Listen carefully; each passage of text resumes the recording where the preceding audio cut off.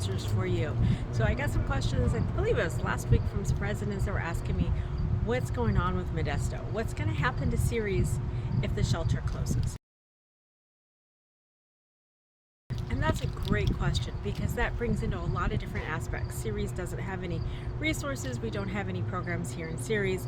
And right now we seem to have a lot of unhoused as well. So with that conversation, I've engaged in some conversations. It looks like the county currently does have funding, at least through April, to maintain the Salvation Barbarian shelter.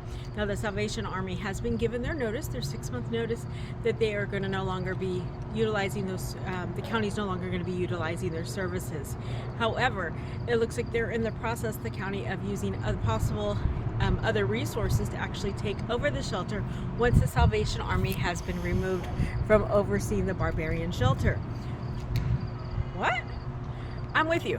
What exactly do you mean? So currently the conversations sounds like the funding will be coming from the mental health or behavior health and resources.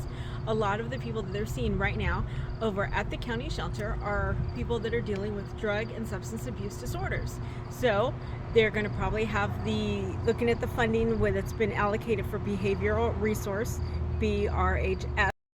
So under the new budget, we don't know what it's going to look like. We don't know if there's going to be significant changes. Those changes you're going to see. So I'm here outside of the community center, which is open to the public, or now under public. And you can see we have one here at the community center. You see the bicycle behind me, and there's also a box where he's carrying the stuff.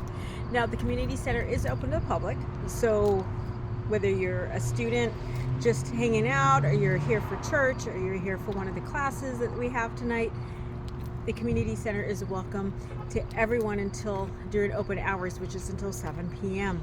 However, at 7 p.m., once it closes, it's no longer open to the public. And that's where this becomes a situation, because now it's closed to the public. And so we have to figure out what we do.